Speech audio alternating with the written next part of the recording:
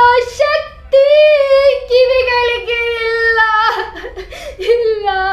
ನಿನ್ನ ಈ ಕೊಳಲಿನ ನಾದದಲ್ಲಿ ನನ್ನ ವಿಧವೆ ಸೊಸೆಯಂದಿರ ಆರ್ತನಾದ ಕೇಳಿಸುತ್ತಿದೆ. ಅವರ ನೋವು ರೋದನೆ ಕಾಣಿಸುತ್ತಿದೆ.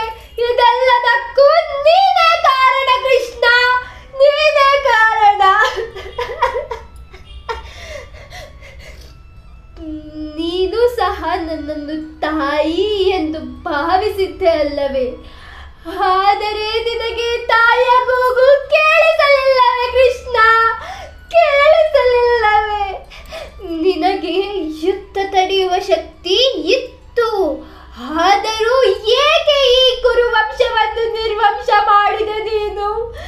ಅಂದು ನೀನು ಹಾಗೆ ಮಾಡಿದ್ದರೆ ಇಂದು ಈ ಗಾಂಧಾರಿ ತನ್ನ 100 ಜೀವಂತ ಮಕ್ಕಳನ್ನು ನೋಡುತ್ತಿದ್ದಳಲ್ಲ.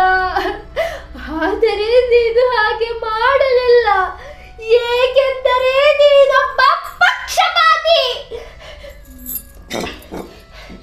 ನನ್ನ ಎಲ್ಲ ತಪೋಶಕ್ತಿಯನ್ನು ಹಾಕಿ ಈ ಗಾಂಧಾರಿ ಶಾಪ ನೀಡುತ್ತಿದ್ದಾಳೆ.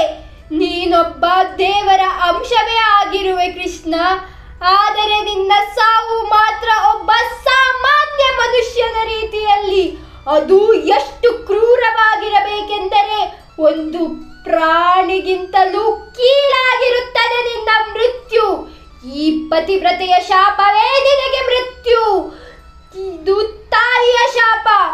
100 ಮಕ್ಕಳನ್ನು ಕಳೆದುಕೊಂಡ ತಾಯಿಯ ಶಾಪ.